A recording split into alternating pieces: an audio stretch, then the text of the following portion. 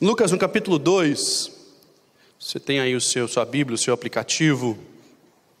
Lucas, no capítulo 2, o verso 45. Fala de um menino pré-adolescente que foi achado depois de estar perdido na casa do seu pai.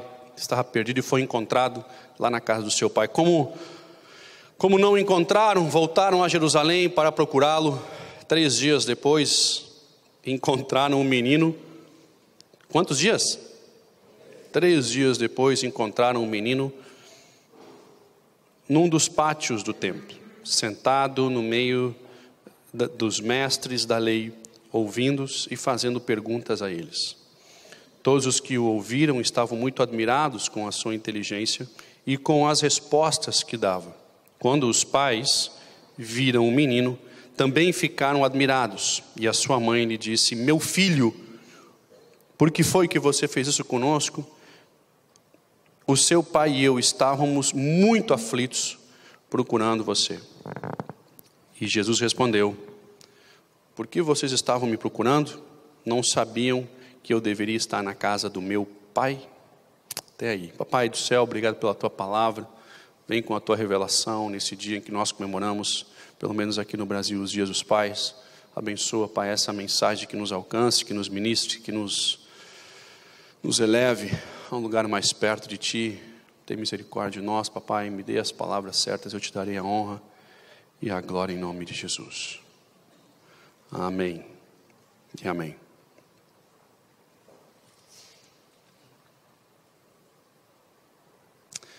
Ainda que de forma breve, eu gostaria de passar um pouquinho,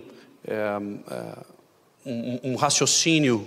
Gostaria de juntos crescer, ainda que de forma bem breve, num raciocínio. Eu gostaria que vocês me acompanhassem nisso, para ver se faz algum sentido. Pelo menos para mim faz, pelo menos para mim ministra muito no coração.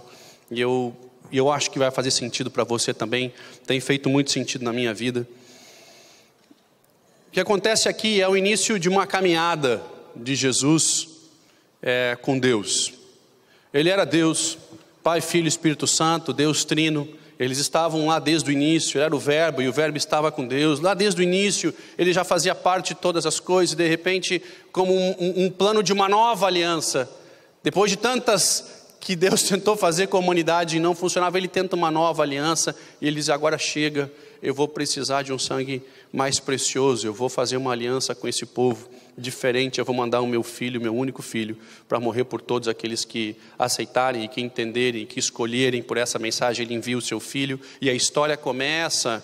A caminhada de Jesus como um Messias, como um Salvador, começa aí como um pré-adolescente, uma criança ainda. Ele na festa da cidade, milhares de pessoas migrando para Jerusalém, e ele se perde. Muito fácil perder. Quem é que já não perdeu um filho, né, no meio da confusão? E eu espero que você tenha achado, né? Mas é uma angústia desgraçada, de fato desgraçada, porque não tem graça nenhuma nesse negócio. É uma angústia terrível. São minutos ou horas que eventualmente você perde um filho. Na sua cabeça passa todas as histórias terríveis que você já viu, e ali eles perdem o seu filho. Eles perdem o filho, o menino com 12 anos, e 3 dias depois eles encontram. Eu imagino a angústia passando, perguntando: você viu um menino assim, desse tamanho, vestindo uma túnica suja e descalço, descabelado? Eu digo: sim, só tinha 10 mil pessoas igual àquela descrição. Hoje você ainda diz, né, o boné assim, e tinha, né, a roupa.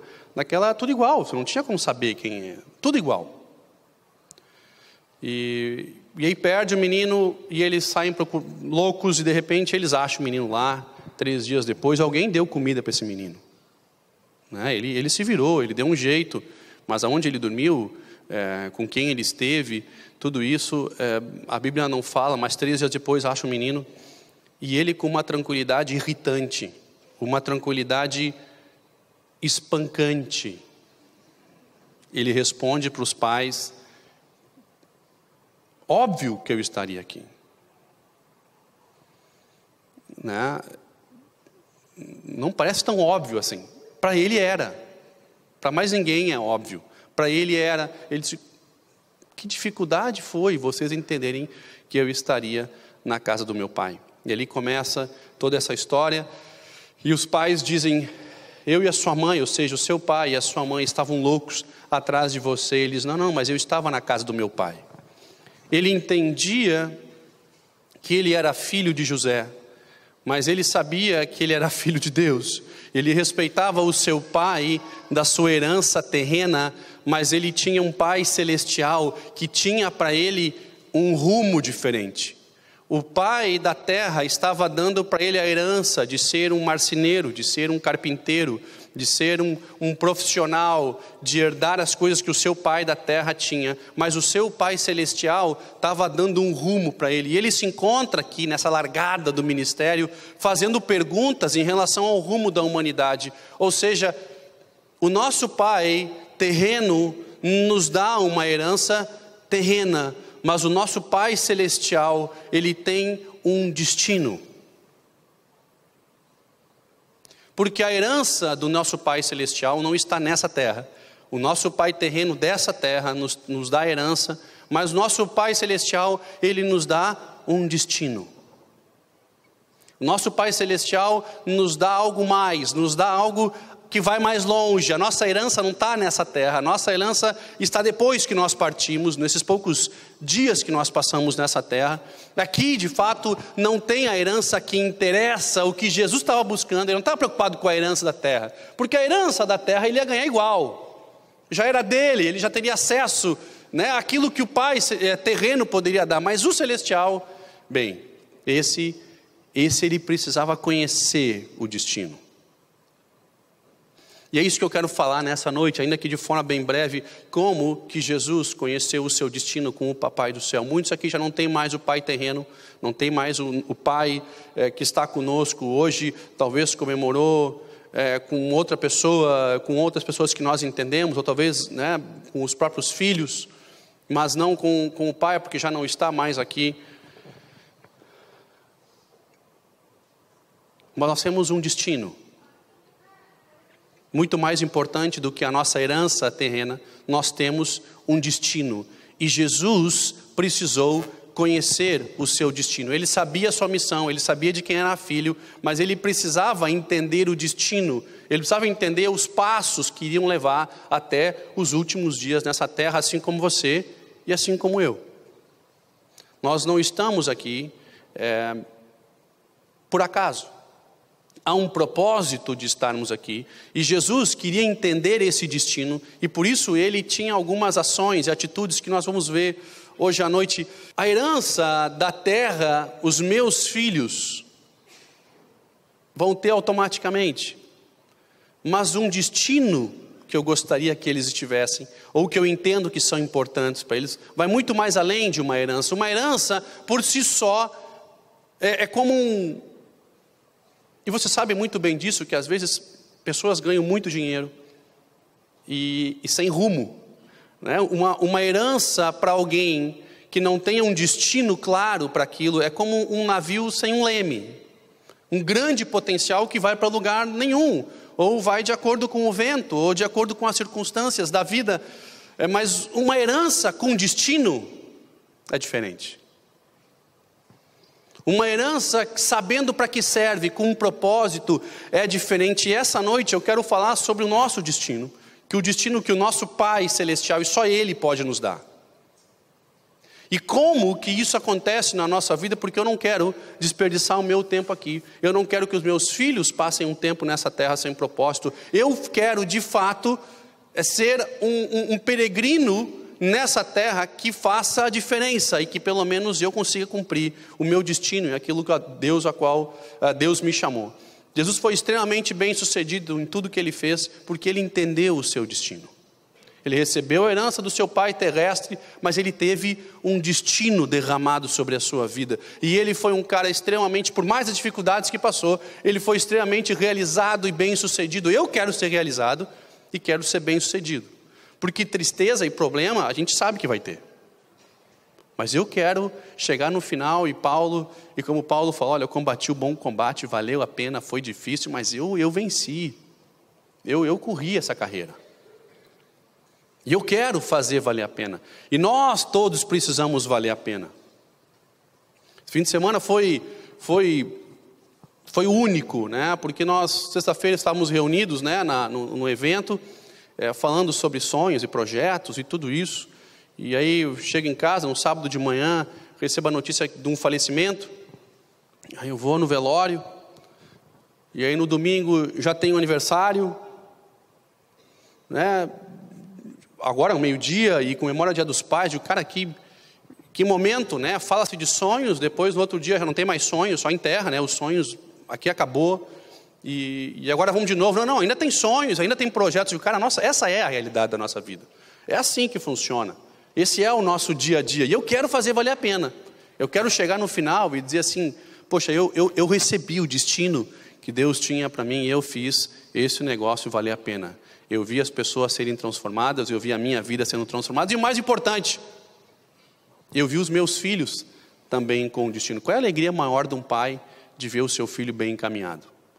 Independente do que seja, mas que o destino dele seja um destino de realização. Independente de haver mais dinheiro, mais fama, menos fama, reconhecimento ou não, mas um destino. E como que Jesus recebeu o seu destino? Meus pais diziam que eu notei o esforço que eles fizeram para que a gente pudesse crescer, estudar e ter o melhor possível. E eles diziam, cara, o importante é que vocês sejam bem-sucedidos, que sejam felizes, realizados. Né? Aquele discurso todo, hoje eu estou fazendo. Aquele discurso todo se repete porque, de fato, nós queremos que os nossos filhos tenham um destino. Eu posso deixar minha casa, meu carro, minhas fazendas no Mato Grosso, meus prédios em Nova York, minhas contas na Suíça, por exemplo, e em Miami, para eles. Que exagero, né? Nem tenho conta em Miami, né? Mas eu posso deixar isso para eles, mas se não houver um destino, vocês estão conseguindo entender? E Jesus, ele era filho de Deus, ele cai nessa terra e a estrada dele começa assim. A estrada dele começa querendo descobrir o que ele fazia com o que ele era. E aí segue mais, e vou pedir que nós mantemos o livro em Lucas, e nós vamos passando alguns versículos, e nós vamos evoluindo até ter esse entendimento, que eu gostaria que nós pudéssemos ter junto. Logo depois disso, em Lucas, no capítulo 4, e no verso 1 e 2, depois que Jesus, ele cresce, e ele amadurece, e ele estava com seus 30 e tantos anos, e ele é batizado, e ali em Lucas, no capítulo 4, verso 1 e 2, diz que Jesus, cheio do Espírito Santo, voltou do Jordão, ou seja, tinha acabado de ser batizado, e foi levado pelo Espírito Santo ao deserto, e ali ele foi tentado pelo diabo durante 40 dias. O Papai do céu, que amava tanto ele, e que tinha algo especial para ele, desde o início ministrando o seu coração, e o papai, porque ama, pega o seu filho e lança num deserto, e diz, cara, você vai passar 40 dias aprendendo. E o pai que ama o manda para o deserto. Ele não diz que foi o diabo que levou para o deserto, ele não diz que foi pessoas que mandaram e que maltrataram ele, ele diz que ele estava cheio de Deus, e o próprio Deus o manda para o deserto. O próprio Deus que o ama, que o cuida, que queria derramar destino, faz assim, primeiro, nós vamos aprender a ser gente, para daí entender o que de fato eu tenho para ti. Ele estava cheio de Deus, e o próprio Deus diz para ele, vamos amadurecer, vamos crescer, vamos deixar de ser criança, porque a maioridade de 30 anos naquela época, Jesus estava com 30 e tantos, ele pega esse rapaz com 30 anos e ele manda para o deserto. Ele, cheio de Deus, é levado por Deus, pelo próprio Deus, a ser tentado e a ser ministrado, e ele passa 40 dias num intensivo, num retiro, sendo ministrado exclusivamente por Deus, para que ele pudesse saber o seu destino.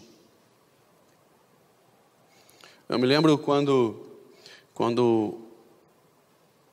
meu primeiro emprego chegou, a hora do meu primeiro emprego, e o meu pai tinha uma empresa, minha mãe tinha outra, e eu pensei, bem, o assunto está resolvido, né? Eu vou sair do meu segundo grau, eu vou estudar aí na escola técnica, blá, blá, blá, antes de ir para a faculdade, e eu já tenho emprego. E aí meu pai me chama e diz, você está pronto para começar a trabalhar? Sim. Pensei que eu ia pegar de dono. Sabe aquele emprego de dono? Você manda um currículo e cargo pretendido. Dono, né? Dono. É óbvio que era dono. E eles, cara, antes de você tem que saber trabalhar, cara. Antes de querer mandar, você tem que aprender a trabalhar. E aí ele liga para um amigo dele, no primeiro emprego lá que ele teve, e diz, meu filho tem que aprender a trabalhar.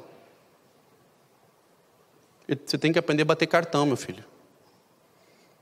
Hoje não existe mais bater cartão, né? Mas você tem que aprender a passar o crachá na máquina digital Enfim, você tem que aprender a bater cartão. Você vai ter que aprender a cumprir horário. Aí eu pegava o ônibus muito cedo e eu tive que aprender a trabalhar, sabendo que eu tinha condições em casa, que a situação era bem melhor em casa, eu trabalhando lá e vendo assim, cara, isso aqui não está certo, meu amigo. Sabe o filho pródigo comendo no porco lá no chiqueiro? Mais ou menos assim, cara, na casa do meu pai, eu sentava com o servo. Sabe aquela coisa de gurizada que não sabe que... Gurizada, ingênua, assim eu estava. E eu perguntei para ele, pai, e o almoço? Não tem refeitório a empresa? De refeitório. Imaginei refeitório, né? Bifezão. Aí eu perguntei, quanto a fábrica, quanto a empresa cobra aí da refeição? R$2. Eu digo, mas R$2 por refeição? Mas que refeição é essa que me cobra R$2? Rapaz, chega lá num bandejão do tamanho dessa coisa aqui. Eu não sei porque eles fazem aquelas bandejas, porque você bota o arroz aqui, você bota a carne aqui, você bota o feijão aqui, você bota o molho aqui. Como é que você mistura isso, né? Você fica naquela aí come ou arroz, ou o molho, ou a carne. Cara, e eu comia no bandejão, e ali eu aprendi a valorizar a comida que eu tinha em casa.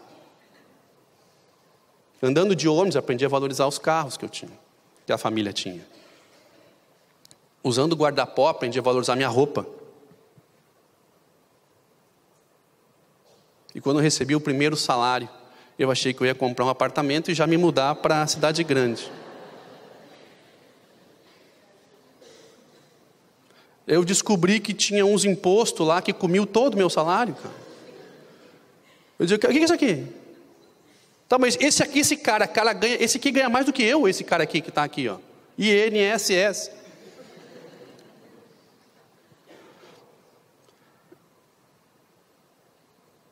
Demorou até o meu pai chamar do deserto e dizer, agora tu tem condições de ter o teu destino. Jesus, cheio do Espírito Santo, é levado pelo próprio Espírito Santo a aprender a ser homem. E ali ele passa o tempo importante de amadurecimento sendo intimamente ministrado, conhecendo valores, não sendo mimado. Ele não foi mimado, mas ele foi amado. E a Bíblia diz que tudo que ele precisou, ele teve. Ele foi tentado, ele passou por situações complicadas, mas o Espírito Santo, que estava cheio o seu coração, esse Espírito proveu todas as coisas. E esse cara sai do deserto com experiências únicas com Deus, com um destino traçado certo, e esse é o rumo que eu vou. E a Bíblia diz, logo depois, mesmo capítulo 4, no verso 18, diz o seguinte: o Senhor me deu o seu Espírito.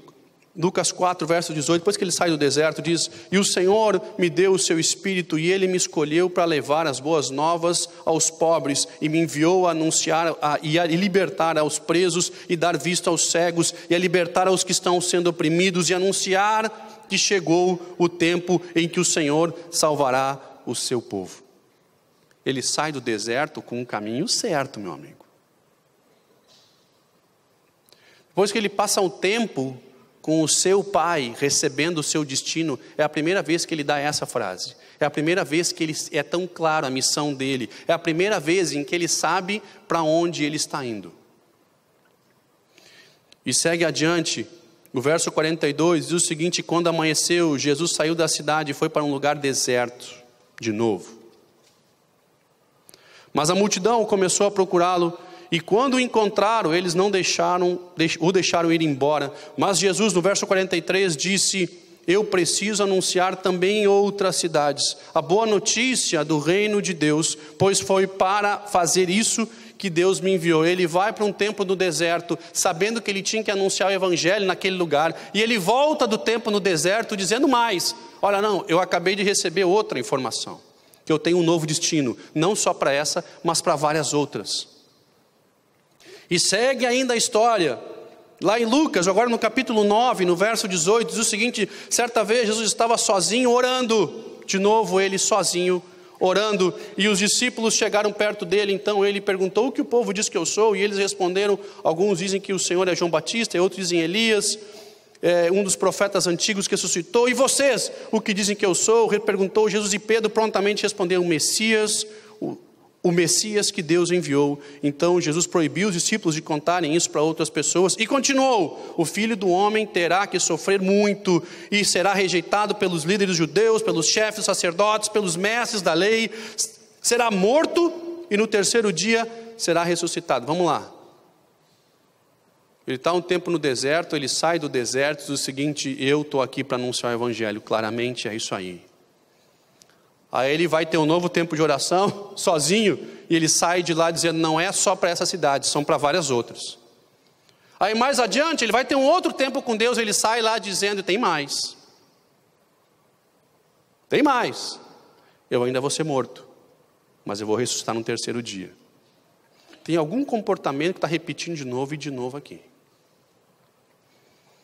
Lá no verso 28 de Lucas, no capítulo 9, diz o seguinte: mais ou menos uma semana depois de ter dito essas coisas, Jesus levou Pedro, João e Tiago e subiu no monte para orar. Enquanto orava, o seu rosto mudou de aparência, a sua roupa ficou muito branca e brilhante. De repente, 2 homens apareceram ali e começaram a falar com ele. Eram Moisés e Elias, que estavam cercados por um brilho celestial. Eles falavam com Jesus a respeito da morte que, de acordo com a vontade de Deus, ele ia sofrer em Jerusalém. Pois bem, ele avisa o pessoal que ele ia morrer no terceiro dia, e aí mais adiante ele resolve ter um novo tempo de oração, e aparecem uns camaradas lá e começam: cara, deixa eu te ajudar. Vai acontecer assim, e assim, e assim. A impressão que eu estou tendo é que cada vez que Jesus tirava um tempo com o Pai, ele recebia uma definição do teu destino mais precisa, mais clara, mais detalhada. E aí segue de novo lá no verso 44 de Lucas, no capítulo 9, que diz o seguinte: não esqueçam que eu vou dizer a vocês, o Filho do Homem só será entregue nas mãos dos homens, mas eles não entendem isso, não entenderão isso, pois o que essas palavras queriam dizer tinha sido escondido deles para que não entendessem, e eles estavam com medo de fazer a pergunta a Jesus sobre o assunto. Bem, Jesus estava recebendo o seu destino, compartilhando com os seus discípulos, e os seus discípulos não estavam entendendo.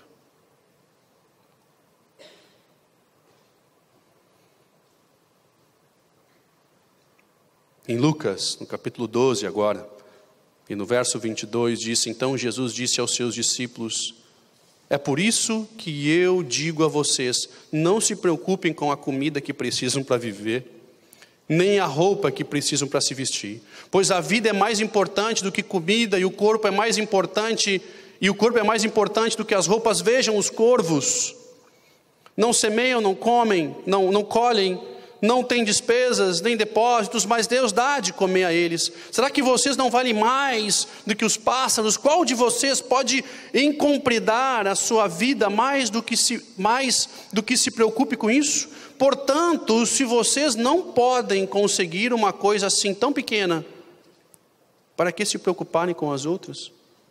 Veja como crescem as flores do campo. Elas não trabalham, nem fazem roupas para si. Mas eu afirmo a vocês que nem mesmo Salomão, sendo tão rico, usava as roupas tão bonitas como dessas flores. Deus, que veste a erva do campo e que hoje está aqui e amanhã desaparece, queimada no forno, então é claro que Ele vestirá também vocês, que têm uma fé tão pequena. Portanto, não fiquem aflitos, procurando sempre o que comer ou o que beber, pois os pagãos deste mundo é que estão sempre procurando essas coisas. O Pai de vocês E ele salienta: o Pai de vocês tem prazer em dar o reino a vocês. Vendam tudo o que vocês têm e deem dinheiro aos pobres. Arranjem bolsas que não se estragam e guardem as suas riquezas nos céus, onde elas nunca acabarão, porque lá os ladrões não podem roubá-los e as traças não podem destruí-los.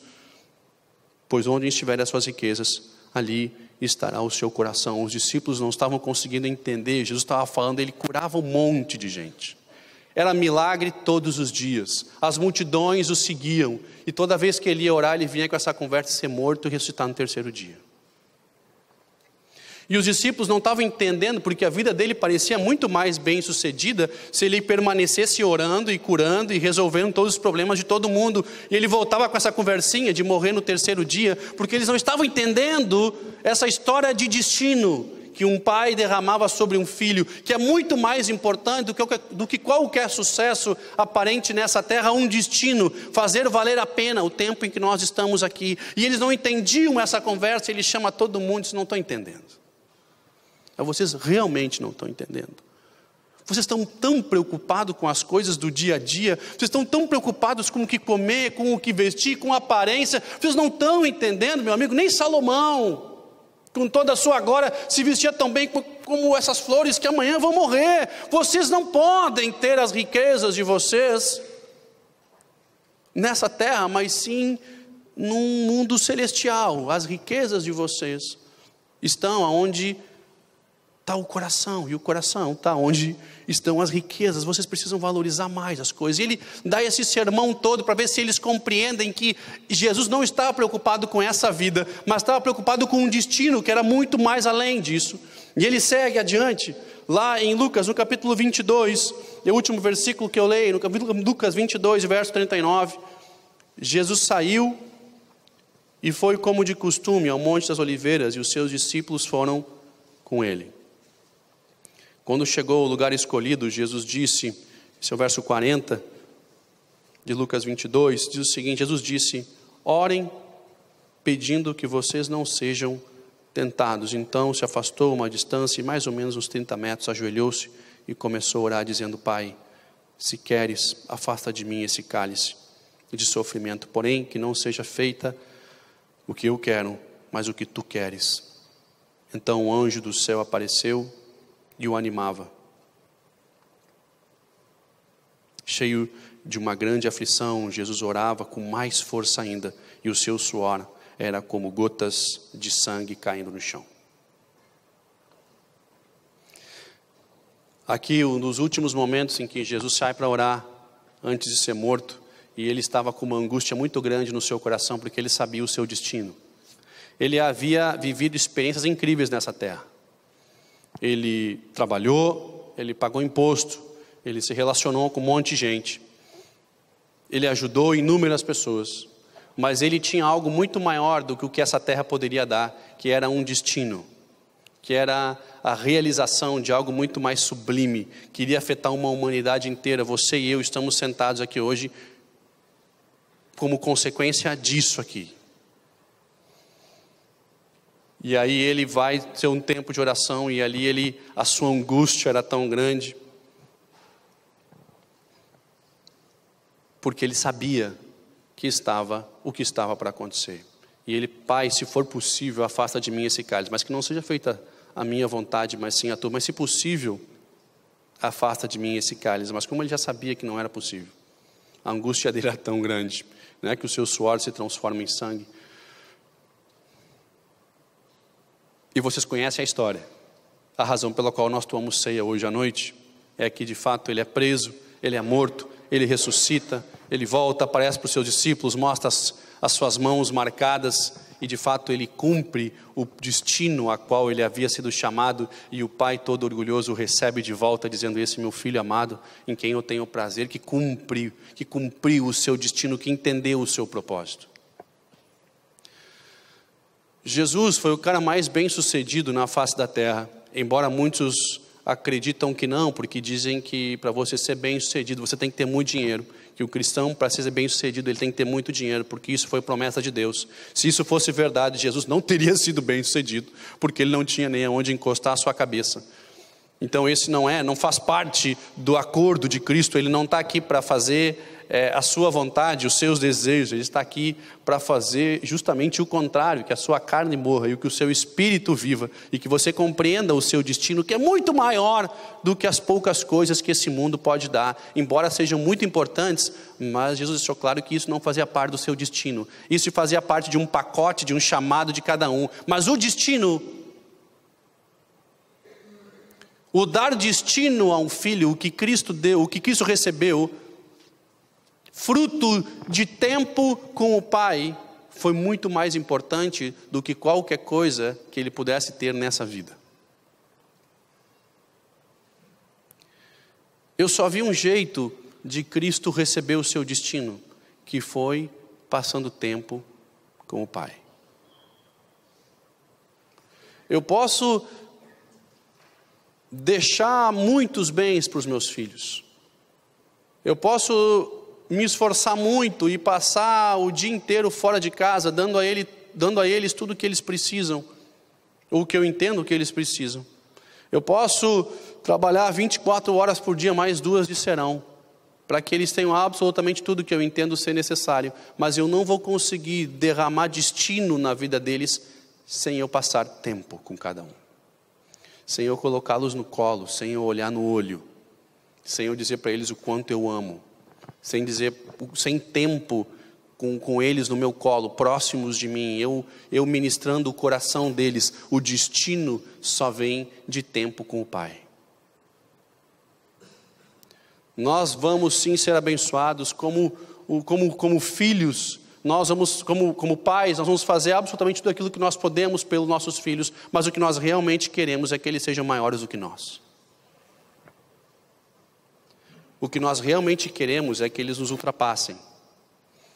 O que nós realmente queremos é olhar para cima quando eles chegarem lá e dizer: cara, eu consegui colocar destino na tua vida.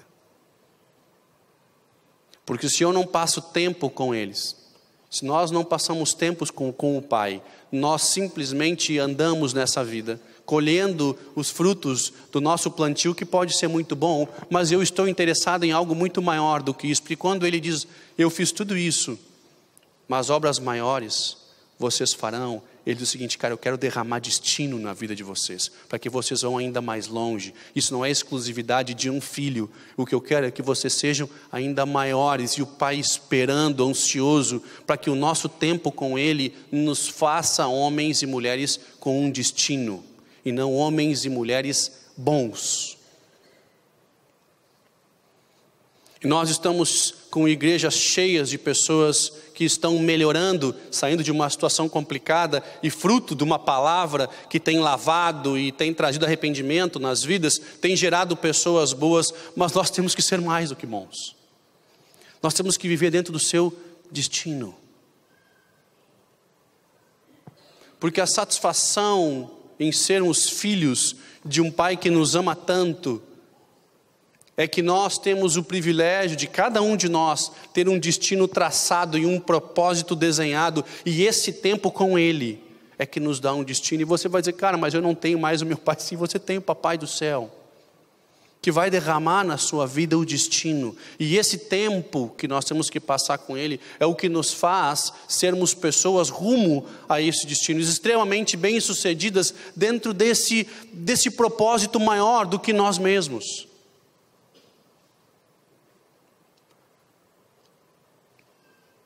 Jesus poderia ter ficado curando, ministrando, pregando, sendo um amigo de todos, tendo uma vida fantástica, e também seria um mártir, lembrado como tantos outros profetas que surgiram, tantos na Bíblia como fora, ou mesmo de outras religiões, homens e mulheres que são importantes, ícones de cada religião, mas só tem um cara que derramou destino.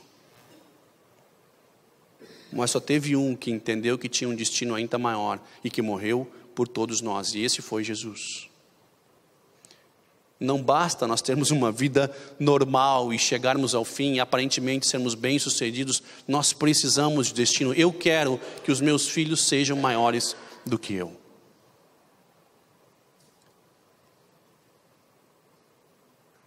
E eu tenho uma dor muito grande no coração, quando eu saio de manhã E às vezes eu fico me atrasando de propósito. Depois você corta isso da edição aqui, atrasar de propósito, pode soar mal para o pessoal lá, né? Os colegas. Sabe lá, né? Para ter o privilégio de ver eles acordando.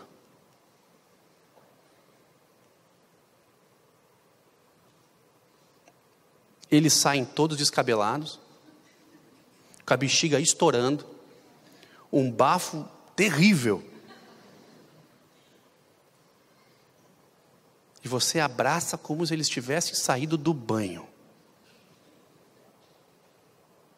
Você está entendendo o que eu estou falando, né? E quando a pequenina pergunta, vai trabalhar, pai? A vontade de dizer, não, de jeito nenhum. Eu digo, vou. Então tá bom. E eu vou trabalhar e deixo ele sentadinho olhando desenho. Assim como eu ficava no meu tempo sentadinho olhando desenho. Mas eu quero que eles tenham destino. E me dói, às vezes, não conseguir passar mais tempo com eles, porque eu sei que a única forma de gerar isso neles não é trabalhando que nem um louco, mas é sim passando tempo, olhando no olho e fazendo com que eles recebam um pouco daquilo que Deus me deu e fazendo com que eles entendam que tem um lugar para ir mais longe. E se nós não temos o nosso Pai terreno que nos faz isso, nós temos o nosso Pai celestial que derrama destino, porque Cristo estava sozinho.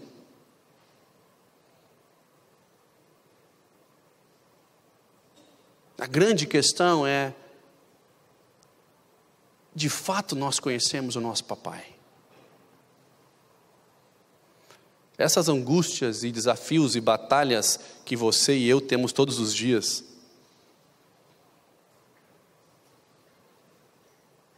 você conseguia olhar para o seu papai como Cristo fazia? Ele esquecia tudo, ele tirava um tempo e dizia, agora, meu amigo, não tem problema, não vou curar ninguém, eu não vou libertar ninguém, pede para os demônios fazer fila ali fora, mas agora é eu e ele. Porque se eu não tenho tempo com ele, que derrama o meu destino, eu não vou para lugar nenhum. Se eu não conseguir cumprir o meu destino, para fazer algo ainda muito maior, nem se eu vivesse 2000 anos, eu curaria todos os enfermos.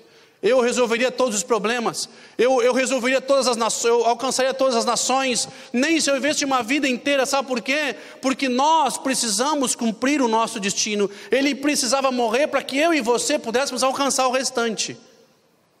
Porque se ele não cumprisse o destino, ele seria um grande homem, lembrado por todos como um homem cheio de poder e de manifestação do Espírito Santo, mas eu e você não teríamos a chance de viver o que vivemos. Porque ele cumpriu o seu destino, eu e você estamos aqui. E se nós cumprirmos o nosso, gerações futuras vão ter a chance de também alcançar. Quantos homens e mulheres de Deus têm uma experiência fantástica com Deus, cumprem o seu destino e alcançam milhares. Independente se for salvação, o destino de cada um é tão variado. Nós dentro da igreja temos destinos tão distintos. Nós somos uma igreja, apesar de unidos, mas nós não somos uniformes, nós não somos iguais, e Cristo não poderia passar uma vida inteira curando, se ele não dormisse nem comesse, ele não curaria todos os que procuraram. Ele falou, ele ficou só 3 anos na terra, 3 anos, você se deu conta que um camarada em 3 anos mudou a história do mundo? 3 anos, porque toda vez que ele saía do encontro com Deus, ele tinha uma direção clara de onde ir, o que fazer, e ele não errava o alvo. Ele só tinha uma bala na agulha, ele dizia, eu tenho que acertar, eu não tenho uma segunda chance, eu tenho que acertar. E toda vez que ele saía do seu tempo com Deus, ele tinha uma direção clara para onde ir. E é isso o que Cristo espera de nós. Essa dica clara e simples, que nos dá direção, que nos dá destino, que nos faz parar de correr ao redor do rabo, correr atrás do vento, nos desgastar correndo atrás de algo que não vai resolver. Ele diz, para tudo, eu vou ter um tempo com Deus. E quando ele sai dali, o tiro é certeiro. Quantos querem acertar o alvo? Todos querem. Quantos querem parar de desperdiçar a sua vida? Todos querem. Quantos querem ser extremamente eficientes enquanto nós estamos aqui na terra? Quantos querem derramar um destino muito maior na sua geração? Todos querem, mas são poucos o que querem receber isso direto do único que pode dar, que é Deus. Um pai derrama um destino sobre o filho, um pastor derrama um destino sobre a sua congregação, as suas ovelhas, mas só Cristo dá um destino pessoal para cada um. Esse você não compra, esse você não negocia, esse não tem barganha, esse é você e Ele, e só é resultado, e só é fruto de um resultado de um tempo com Ele. E quando você sabe o seu destino, meu amigo, não tem congregação, não tem igreja, não tem manipulação, não tem controle, não tem nada que te tira do foco. Você sabe de onde você veio e para onde você vai, e você é extremamente eficiente, feliz e satisfeito. Ainda que, às vezes, os nossos suor se transforme em sangue, porque às vezes acontece. Vamos ficar em pé? Nós estamos vivendo tempos onde nós queremos parecer que já chegamos, quando na realidade nós não queremos nem ingressar na estrada. Vivemos uma geração onde o camarada está numa situação complicada no meio do mato, não tem nada, mas ele acha uma paisagem mais ou menos bonita, o sol tem um raio aqui no pôr do sol bonito, ele acha um ângulo, ele tira uma selfie e escreve paraíso.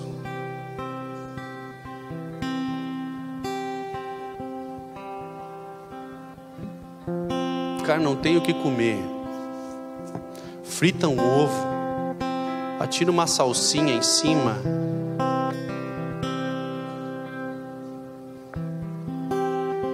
enche de estrelinha, uma foto,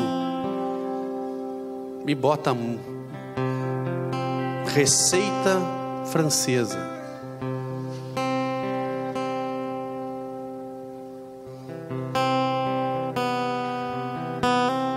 Jesus estava indo tão bem na sua vida, curando, salvando, ministrando. De repente ele para tudo, vai ter um tempo com Deus e segue, para tudo, vai ter um tempo com Deus e segue. Ele não foi na onda do momento, ele estava focado no seu destino.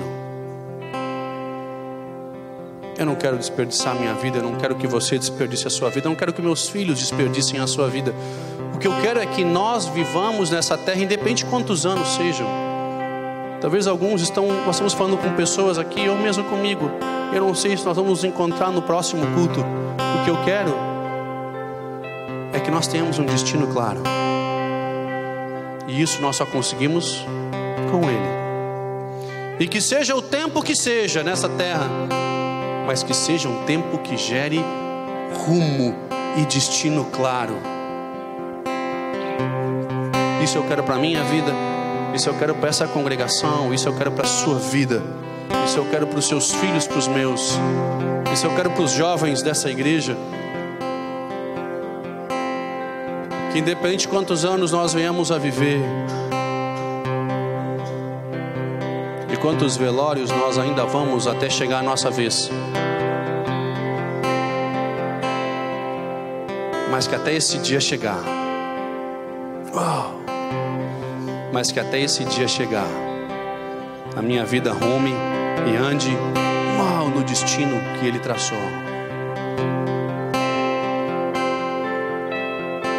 Nós vamos estar orando agora.